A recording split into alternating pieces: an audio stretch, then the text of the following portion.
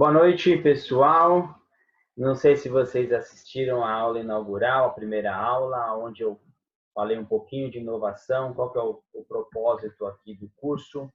Nós vamos tratar aí exclusivamente de advocacia para startups. E o curso, então, ele é dedicado a advogados que vão trabalhar com essa startup, a empreendedores e investidores. A aula de hoje, que eu considero a mais importante, eu vou falar sobre o acordo de sócios.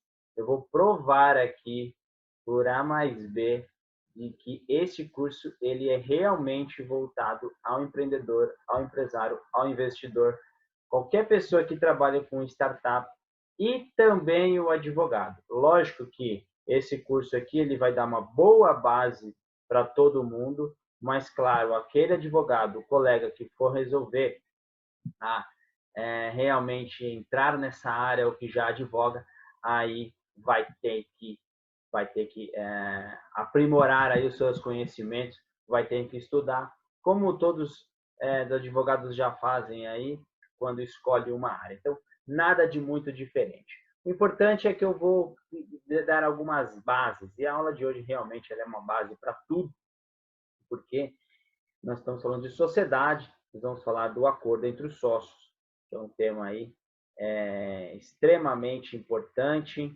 um dos mais importantes. Então, naquela aula eu falei o quê? Para nós pensarmos como pensa uma startup. Então, o advogado, advogada, ele está ali para ajudar o empreendedor que resolveu ali entrar nessa jornada do empreendedorismo. O Brasil ele é muito forte aí no empreendedorismo e isso acaba, né, logicamente, quando surge uma nova forma, que nem hoje eu estava até lendo, diz que é uma moda e a startup, mas quando surge uma nova forma de empreender, todo mundo quer seguir. E eu altamente recomendo, principalmente por essa questão contratual, que eu vou abordar uma questão aí que, para mim, foi um diferencial em escolher trabalhar com startup. Eu quero dizer da liberdade, né? Do mesmo jeito que nós somos aí, procuramos ser disruptivos no nosso trabalho, no nosso produto, no nosso serviço, a forma, né? A formalização da empresa, a maneira de se conduzir os processos também são disruptivos. Eu vou falar sobre isso agora aqui na aula. Então, vou pedir licença para dividir aqui a minha tela. Eu preparei alguns slides e o curso, como eu falei na apresentação, eu estou desenvolvendo esse curso. Eu já tenho todo ele escrito, já tenho todo o mapa dele, mas ele vai sendo construído aí a cada aula, a cada dia, e eu espero de coração chegar no final com esse curso muito bom aí que agrade todos vocês. E uma das questões é a apostila. Toda aula tem um PowerPoint, eu gosto de utilizar o PowerPoint, facilita para mim, facilita aí o entendimento. Esse PowerPoint, eu vou disponibilizar ele 24 horas antes da aula. Então, esse é o meu compromisso, de disponibilizar ele antes da aula. E você vai ver que eu vou mandar em duas formas o PowerPoint. Uma na forma de PowerPoint mesmo grande e a outra numa folha sulfite. Vou colocar ali os quadrados, os slides. Vão ser ali, eu acho que cabe 4 ou 5 slides em cada folha A4 e aquelas linhas em volta.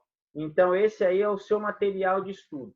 Então, na hora de você assistir o vídeo ao vivo ou não, se você imprimir essas folhas, você vai ter aquelas linhas.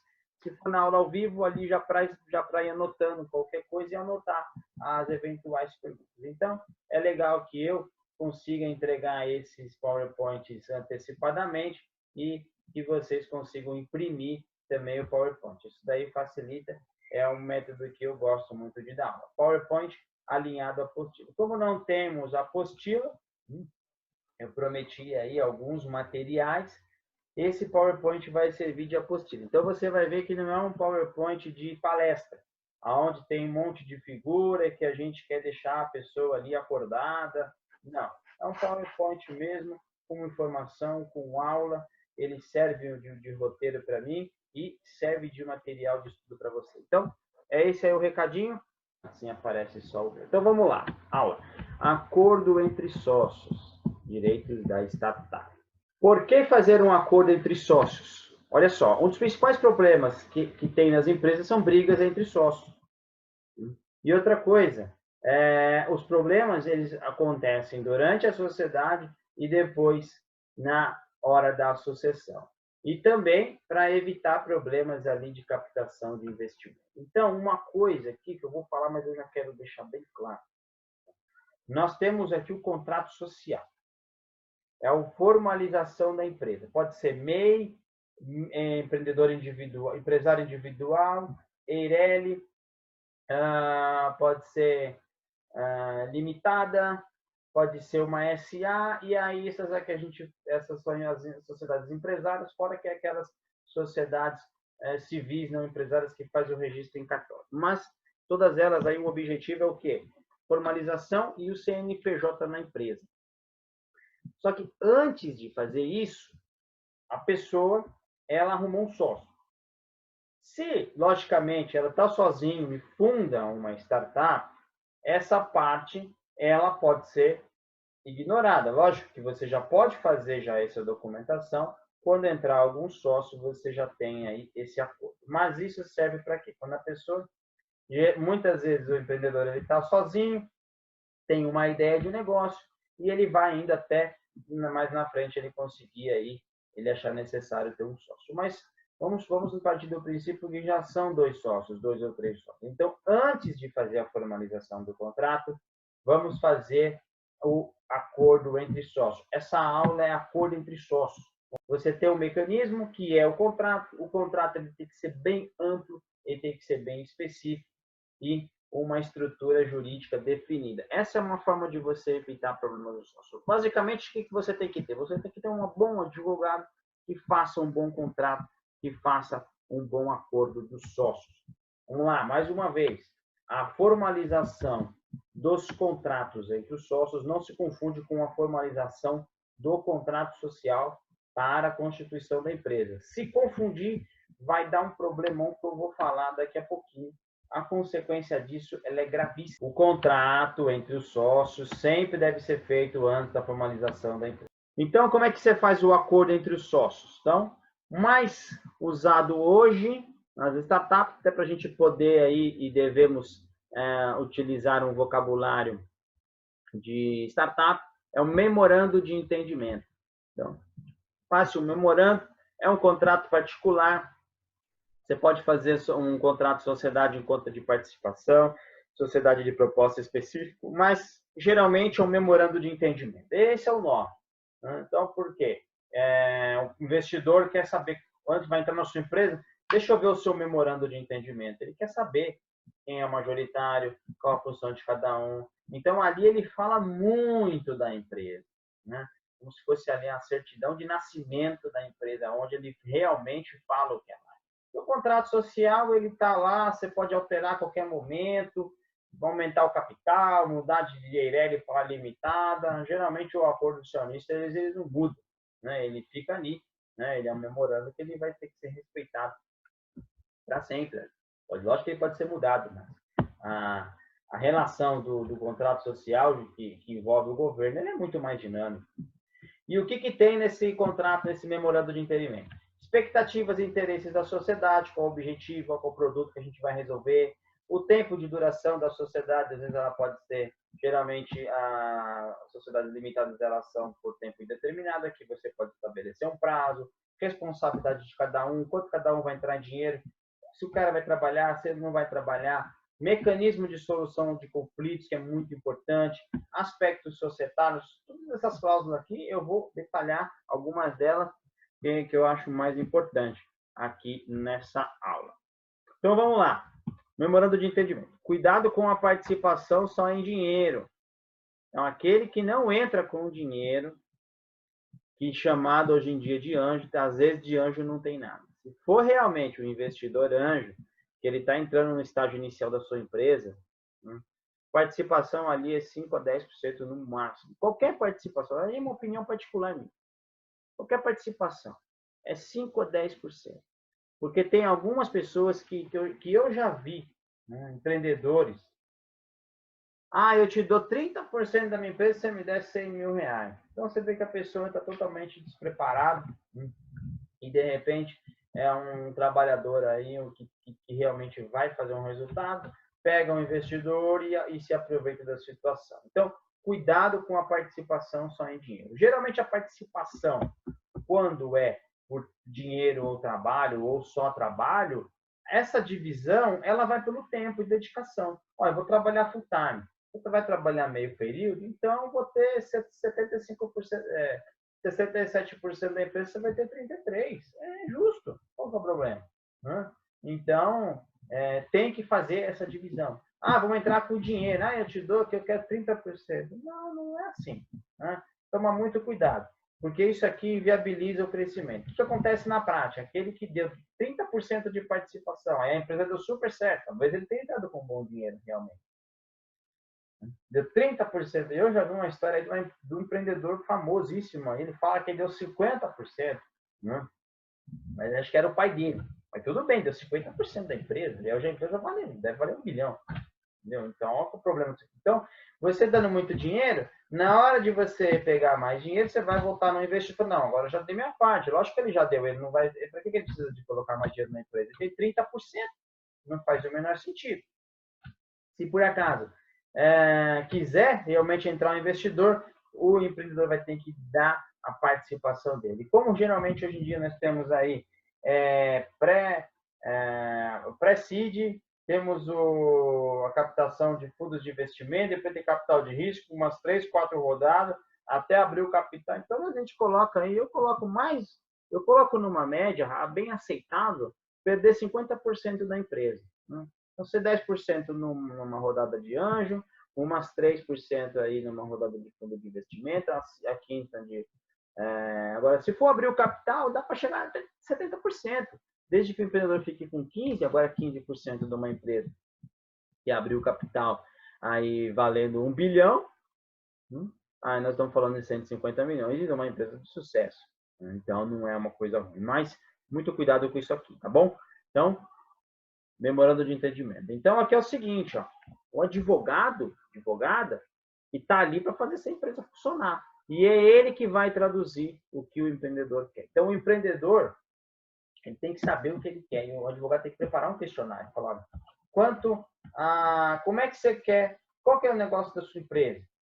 Quais são os seus interesses? Qual o tempo de duração? Ele tem que fazer todas essas perguntas aqui e colocar num papel e falar para o empreendedor. Falar, não, isso aqui não pode acontecer. Você não pode dar 30%, você tem que dar só 10%.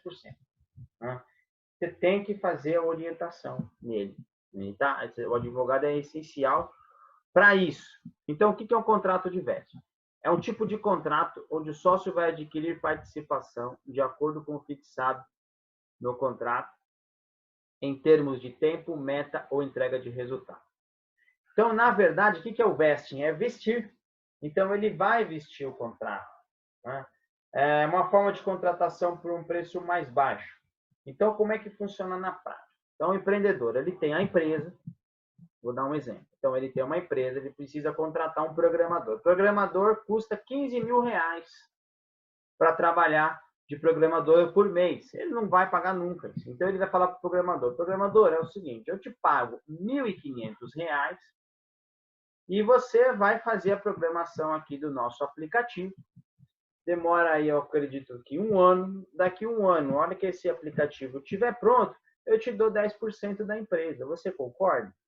Porque hoje eu não tenho condição de pagar os 15 mil. Então, basicamente é isso. Ele vai investindo.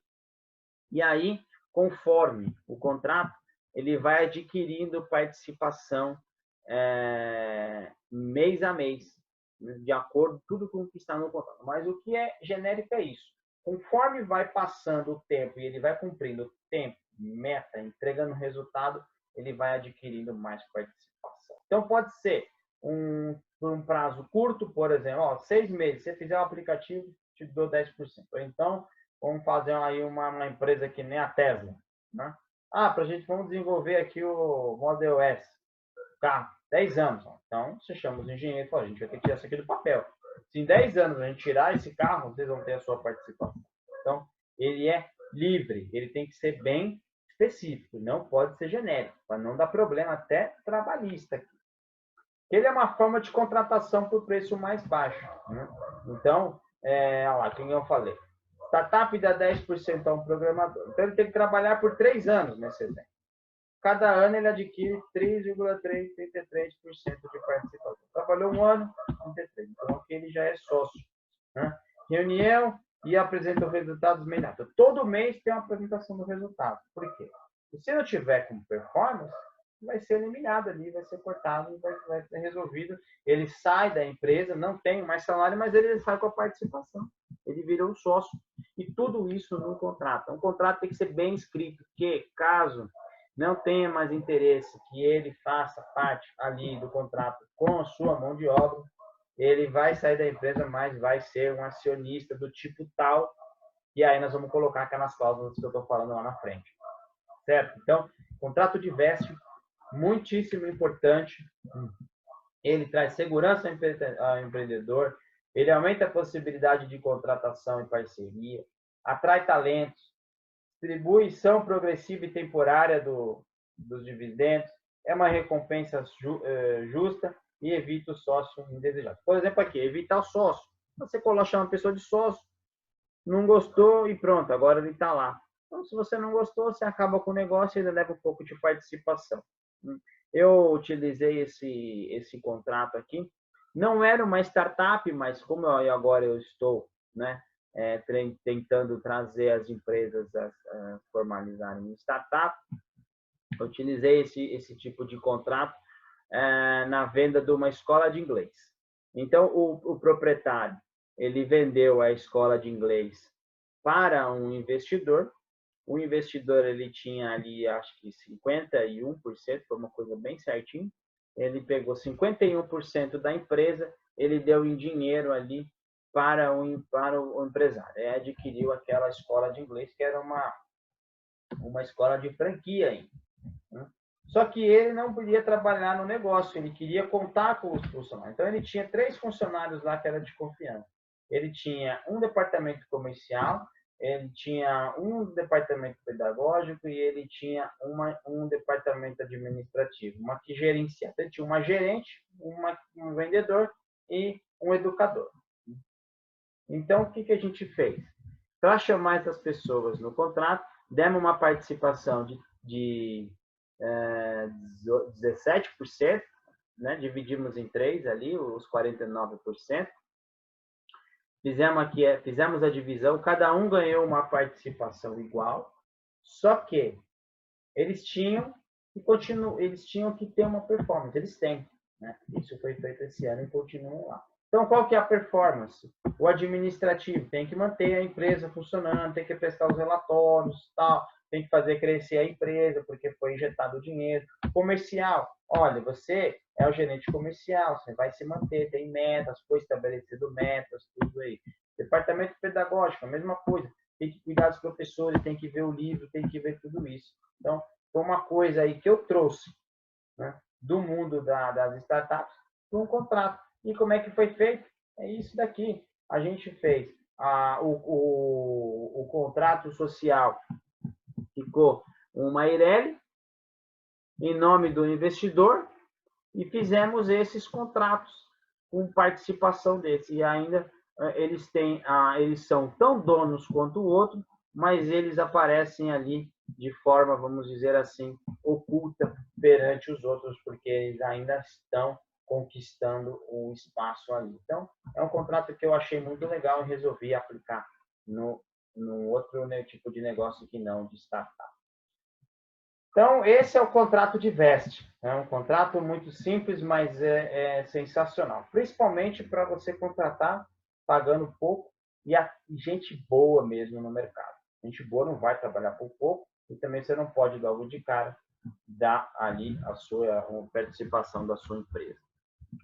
O próximo é o seguinte, não se confunde com opção. A stop option significa dar uma participação pequena a um funcionário como um prêmio. Então,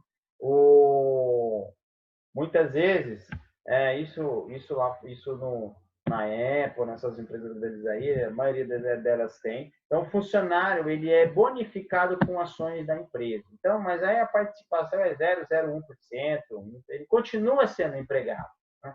Isso também dá uma questão trabalhista, porque é meio que uma forma de você fugir um pouco dos encargos trabalhistas, é pagar a pessoa em participação. Então, não tem nada a ver com a opção, né? Ele vai ser um sócio bem minoritário mesmo. Na verdade, ele continua empregado e ele tem algumas ações na qualidade de investidor. Aqui não, o Vest não. Ele não é empregado, ele realmente. Eu vou entrar numa cláusula dentro do contrato de Vest. É uma cláusula muito interessante. É um período de teste onde não há aquisição de participação. Então, funciona da seguinte forma. Vamos supor aquele exemplo do programador. Então, nós temos um contrato de vesting de 3 anos. Esse contrato aí prevê que a cada ano ele vai adquirir uma participação, mas ele tem uma cláusula que no começo nós temos um gap, que vai ser, por exemplo, de 6 meses. Então, ele vai trabalhar pelos mesmos R$ 1.500, sem adquirir participação, por 6 meses. E aí, se realmente ele tiver uma performance, tiver cumprindo os objetivos, vai virar aí um contrato de vesting propriamente. Senão ele pode ser interrompido. Então, o prazo dele, lógico, ele é sempre menor do que o vesting e pode estipular uma indenização. O contrato ele é livre, ele só não pode ter, o contrato ele pode ser feito de acordo com o que as partes querem, só não pode ser contra a lei. Então, vamos supor, naquele caso, olha, ele quer ganhar 1.500. Olha, é o seguinte, eu só consigo contratar por 1.500 e mais a participação. Mas se no período final do cliff, ali nos 6 meses, a gente não for entrar no vesting, ele vai ter uma indenização, o salário vai chegar entre a metade dos 15 mil que ele queria, vai ser 7.500, por exemplo. Aí a empresa vai indenizar essa pessoa aí que tentou ser sócio, mas por algum motivo não conseguiu. Então, esse é o cliff. Muito bom, tem que ser usado também. Também acho que tem que ser usado no mínimo aí 1 mês de cliff, porque a gente sabe, a vida é assim, né? Você ser empregado é uma coisa, você ser empreendedor é outra. Então, às vezes o empreendedor ele não se conforma como a pessoa não quer ser empreendedor. Eu então posso, mas eu estou dando a participação e vai ficar rico. Não quero, eu quero ser empregado. Então, é uma forma muito importante. Às vezes a pessoa mesmo não quer, não quero, eu prefiro arrumar outro emprego porque eu quero o meu garantido. E é normal isso, né? A maioria das pessoas, 95%, não são empreendedores. É uma estatística que eu vi aí, não sei se é verdade. Então, a gente tem aí que só 5% realmente está se aventurando aí, abrindo empresa e, né, a gente sabe que não é fácil. Olá, vamos continuando no vesting. Ali estou falando só do contrato de vesting agora, tá? Então, tem um acordo entre os sócios, um deles é o contrato de vesting, e aí tem o contrato de vesting às avessas. O que é? Você, o sócio, perde participação caso ocorra algum evento ou no ocupamento. Então, o que é? Então, ele já começa com 30%, por exemplo. E aí, ele, por exemplo, aquele programador, ele já começaria com os 10% dele. No final de um ano, ele tem que apresentar um resultado. Se ele apresentou um resultado satisfatório, ótimo, ele continua com os 10%. Se o resultado dele não foi satisfatório, ele vai perder. Se ele não fez nada, ele vai perder os 3,3%. Ou então, se ele fez metade, ele só vai perder metade disso.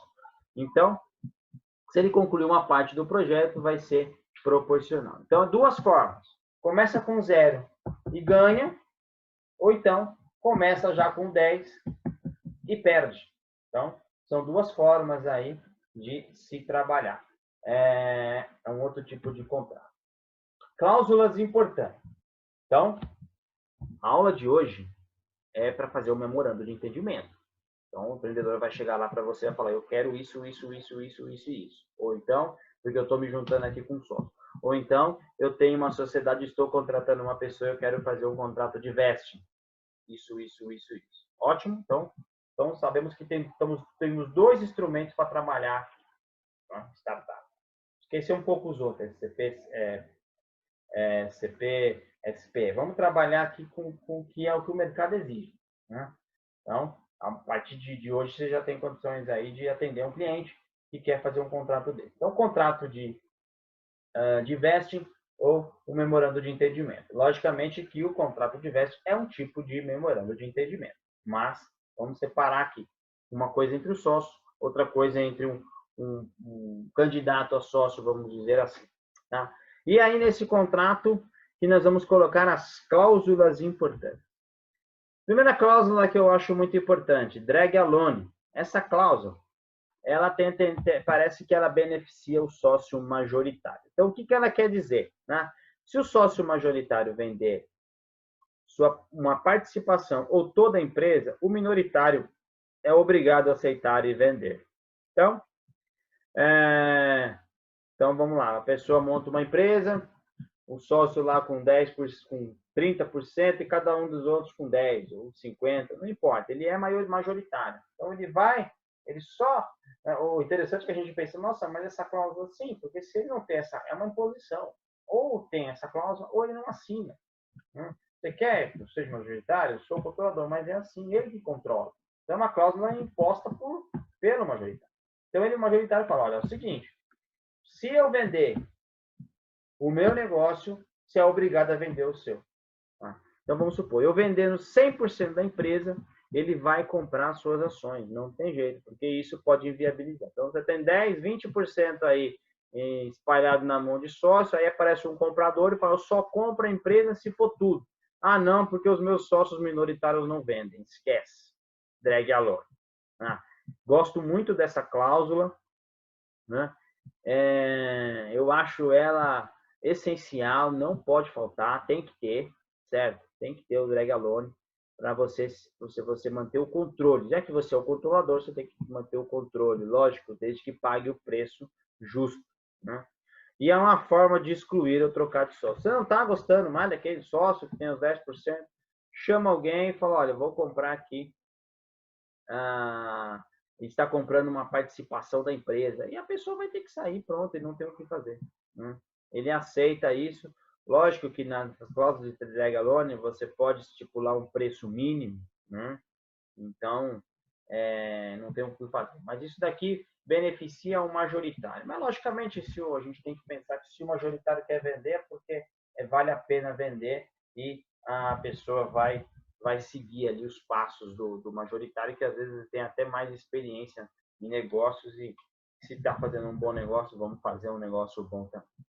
E a outra cláusula que não é o contrário do drag alone, ele é um complemento, ela beneficia o minoritário. Ou seja, caso haja uma proposta de compra de participação do majoritário, o minoritário tem direito de ser comprado pelo mesmo preço, se interessar. Então, como é que funciona? O majoritário está negociando a sua participação, né? Ele está negociando vender 50% da empresa. Então, ele tem lá 70%. Desse 70% ele quer vender metade. Se ele for vender para alguém, esse comprador tem que comprar do minoritário, se o minoritário quiser. Então, não é uma coisa que é ruim, é uma coisa que é boa para o minoritário. Então, ele tem ali o majoritário, ele escolhe, tem a opção. O majoritário fala, olha, você aí, o sócio, eu tenho aqui um comprador. Ele quer comprar, vamos supor que a gente tenha uma cláusula de preferência. Então, ela pode ser ou preferencialmente ou proporcional. Você tem uma cláusula de tag alone preferencial. Então, aparece um comprador para comprar 10% da empresa. O majoritário tem que acionar o minoritário e falar, você quer vender? Não, não quero vender. Então, aí ele vai comprar as do majoritário. Então, é uma coisa que é boa, né? Você está sempre seguindo aí o majoritário. Então, o majoritário negocia um preço bom, você tem a opção, né, de vender a sua também, se você quiser. Na outra não tem opção. Se ele vender, você tem que ir junto. Aqui não. Vender, você vai se quiser. Então, é uma cláusula que também tem que ser colocada e aí vai depender, lógico, aí do interesse de cada sociedade. Por isso que não existe, né, o contrato, ele não pode ser copiado. cada um tem um tipo de cláusula. Shotgun, faltou ganho aqui, mas ela aqui chama shotgun. Isso aqui é uma coisa muito extrema, né? Logicamente que ele é usado, mas ele é muito extremo. Ele é uma venda forçada da participação. Então, ó, o sócio oferece um valor para o outro. O que foi ofertado, se tiver interesse, compra a parte daquele que fez a oferta pelo mesmo valor. Caso não tenha dinheiro ou interesse, é obrigado a vender. Então, vamos supor, eu tenho um sócio. Eu tenho 50% e ele tem 50%. Aí eu falo para o sócio, eu vou te pagar 100 mil reais na tua parte. Pode ser qualquer valor. Eu te pago 100 mil reais. Aí ele vai fazer o seguinte, 100 mil é o preço? Eu compro a tua parte por 100 mil. Então, aquele preço que ele ofereceu para o sócio, ele é obrigado a vender a dele.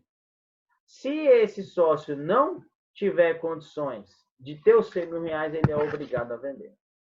Então, ela é uma coisa muito extrema. Quem coloca essa cláusula é gente aí que tem um poder de compra, um sócio muito rico, né, que ele tem o direito de sair comprando. Então, lógico que não é obrigado a aceitar, mas uma vez que está lá, é muito difícil. Vai ter que aceitar. Então, vou te colocar numa sociedade. Então, vamos supor que a pessoa, mesmo programador lá, então eu chamo o programador, faz o contrato de vesting, ele entra, mas é o seguinte, é vesting. Mas a hora que eu quiser te comprar, eu vou te comprar. E aí tudo tem um preço. Se ele jogar um preço muito baixo, vamos supor, 30% da participação ali, 10% da participação do programador. Aí ele vem com o valor, eu te dou 15 mil reais na participação. Aí o programador, não, então eu vou comprar os seus 10%. Entendeu? Então ele reverte o jogo. Mas geralmente quem coloca essa cláusula é quem tem um poder de compra muito alto. Então é uma cláusula perigosa. Tomar muito cuidado com essa cláusula. Shotgun, tá? Outra questão que tem que ter outra questão que tem que outra cláusula muito importante. Cláusula dos dividendos. Isso aqui é onde dá problema na hora de dividir. Tá? Primeira coisa que deve ter. Isso aqui é dicas minhas assim de contrato. Dividendos só serão distribuídos com lucro. Empresa deu lucro, tem dividendos. Não tem dividendos. Nada de sangrar a empresa. A empresa ela precisa de dinheiro. Então,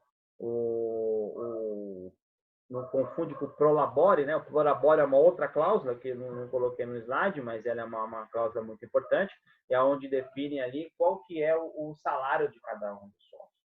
Então, se ele vai trabalhar mais, ganha mais, se vai trabalhar menos, ganha menos, ele tem uma expertise. Às vezes o sócio, cada um tem 10% da empresa, 10%, só que tem um que é o gênio do negócio. Ele pode ganhar muito mais que os outros, porque senão ele também não estaria ali. Então, uma coisa são os dividendos, outra coisa é o Prolabore. Então, neste caso, os dividendos eles têm que estar muito bem explicado e, assim, a dica que eu dou, né, na minha opinião, tem que ser separado. Por isso que temos esse santo memorando de entendimento.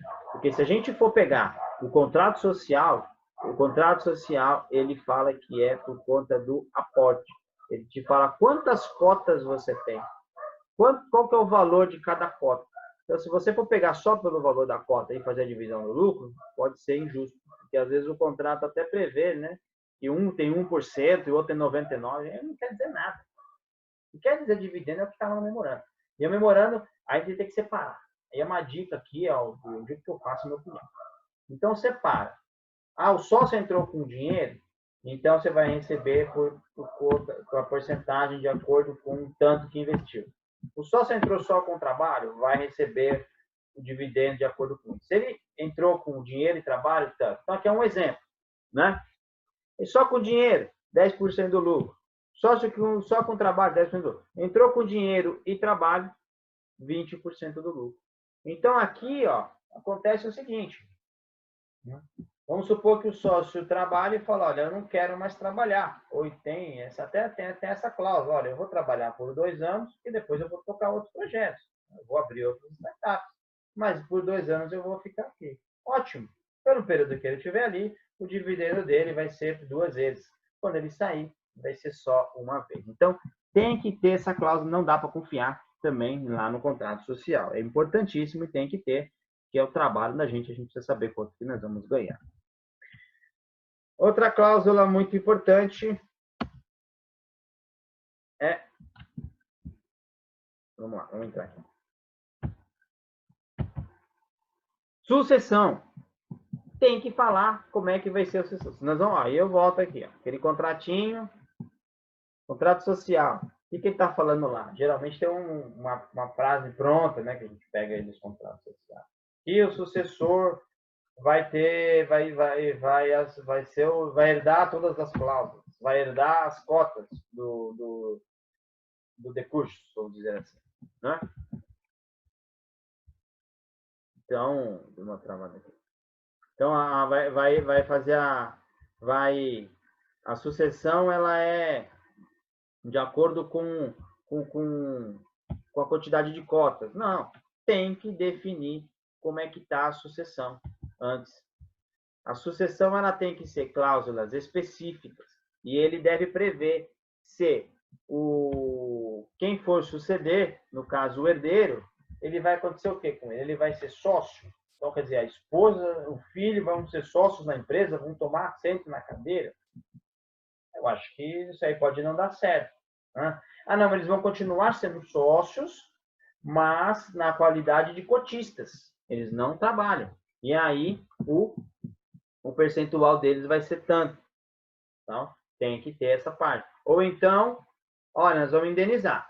Se algum de nós morrer, o valor da empresa é tanto, vai ser avaliado por tanto, tem que pagar minha família. Então, isso aí tem que ficar bem definido. Né? O contrato, ele muitas vezes, ele só serve para resolver o problema lá na frente, a hora que precisar. Porque geralmente você faz o contrato e guarda. Aconteceu alguma coisa, pega o contrato. O contrato não é uma coisa que você fica usando toda hora. Você pega o contrato a hora que você precisa resolver uma sucessão. E isso aqui é muito importante. E aí que eu falo que é a magia, né? E é a evolução. Como é disruptivo, né, você trabalhar com startup. Regra geral do Código Civil. Tem que indenizar em 30 dias. Como é que você vai indenizar um sócio, o herdeiro do sócio em 30 dias? É impossível. Você faz um memorando, o contrato é lei entre as partes e você consegue estender esse prazo ali para 1 ano, parcelado. Então, cláusula sucessória bem específica de como é que vai ficar ali os herdeiros. Porque senão, eu já vi acontecer, só tem o contrato social. Aí morre, a pessoa vai na junta comercial, pega o contrato social e fala, ó, e aí ele vai na empresa, fala, ó, tá aqui, ó, eu quero participação, eu sou dono. Um trabalho. O contrato serve para quê? É um remédio para não ter problema. Ó, solução de conflitos. Outra cláusula. Isso aqui é muito importante. Não adianta a gente falar que nunca vai ter conflito. Não é porque o nosso contrato foi bem feito, só sou bom. Vai ter conflito. E como é que nós resolvemos esse conflito? Então, você vai colocar lá no sócio. Volto a dizer, se a gente for pegar lá aquele contratinho normal, ele está lá. A solução de conflito ele vem no parágrafo do foro de eleição. Nossa. Eventuais conflitos, o foro de eleição é da comarca de São Paulo. Não, gente. Isso aqui, ó, essa cláusula, ela vem antes do foro de eleição.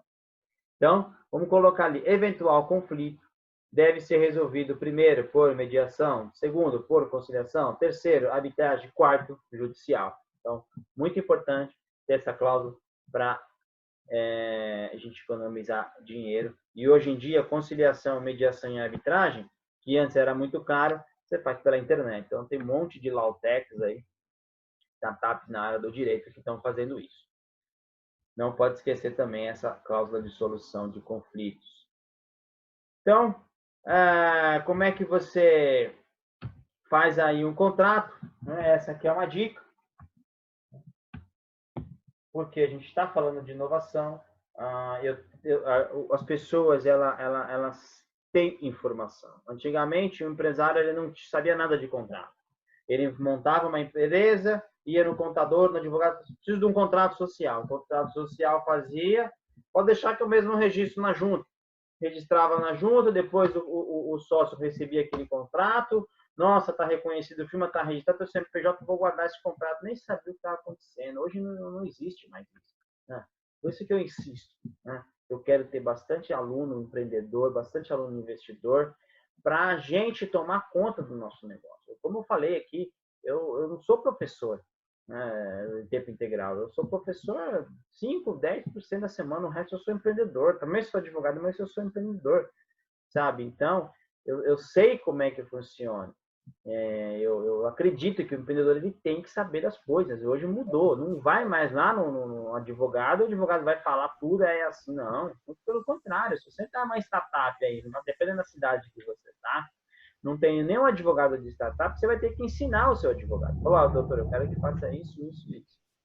Então, como é que tem que fazer na prática? Pega aquela listinha lá de todos os tipos de problemas e pergunta para o empreendedor, como é que vai ser? Tag alone, drag alone, como vai ser contrato de véspera? Pergunta para o empreendedor. Ele vai falar, logicamente, nas palavras dele.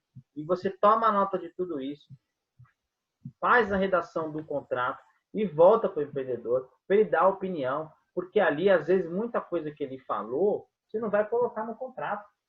Né? Aquela cláusula, olha, faz esse contrato aqui, 30% é para o investidor. Mas como assim 30%? Não, impossível, não vou fazer. E vai ter que explicar e vai chamar o investidor. Você vai ter que fazer o negócio ali para a empresa crescer. Até porque a atuação do advogado, numa empresa de crescimento, o advogado vai fazer aqui o primeiro trabalho, né, como eu falei na outra aula, é fazer o registro de marcas e patentes, ou mais para frente. Vai ter que fazer memorando de entendimento, contrato societário. Depois vai ter contratos ali com o investidor. Então, se o advogado ele quer acompanhar a empresa, então ele que faça um instrumento bom que não faz a empresa causar problema. Então, praticamente é uma questão aí de sobrevivência da empresa e do contrato com o advogado. Então, olha lá. A hora de... Isso aqui que é uma frase, né? Interessante. A hora de formalizar o acordo entre os sócios é quando a sociedade começa a existir de fato. Depois que a empresa estiver operando, não vai ser possível colocar certas cláusulas. O que quer dizer isso? Vamos montar uma empresa? Vamos. Tá tudo certo? Você é o programador, eu sou o do marketing, fulano vai fazer a parte de vendas, nós vamos usar aqui o imóvel de tal pessoa, outra pessoa vai entrar com dinheiro. Contrato. Formalize. Por quê? Depois que você, vamos fazendo aqui de qualquer jeito, vamos fazer sem contrato.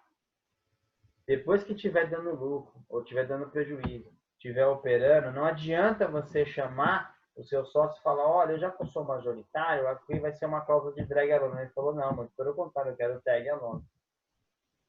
E aí, como é que fica? Aí, então, o outro sócio resolve falar, olha, eu não trabalho mais na empresa, agora eu vou tocar meus negócios, mas como eu sou sócio cotista, eu tenho 50%, tá aqui o número da minha conta, paga meus dividendos. Tá? Então, é a primeira aula do curso? Então por isso que tem que ser o primeiro tipo de contrato. Então, qualquer acordo agora entre sócios tem que ser devidamente formalizado. É isso que eu tinha para falar. Eu agradeço aí imensamente a quem participou ao vivo. Quem não participou ao vivo, vou disponibilizar esse vídeo, vou disponibilizar o link. E a próxima aula eu espero conseguir entregar a apresentação antes. Qualquer dúvida que tenha na aula, pode chamar diretamente no WhatsApp, pode chamar no grupo lá do curso, pode mandar um e-mail, contato@rodrigofonsecaadv.com, respondo todo mundo. Como eu falei aqui, eu não estou ali, não sou professor tempo integral, eu estou aqui para passar meu conhecimento. Lógico que para mim isso aqui é um negócio, mas na verdade, eu sou advogado, sou empreendedor, então eu quero ouvir aí de vocês opinião, quero que vocês me falem se gostou, se não gostou, como é que tá, como é que a gente pode melhorar.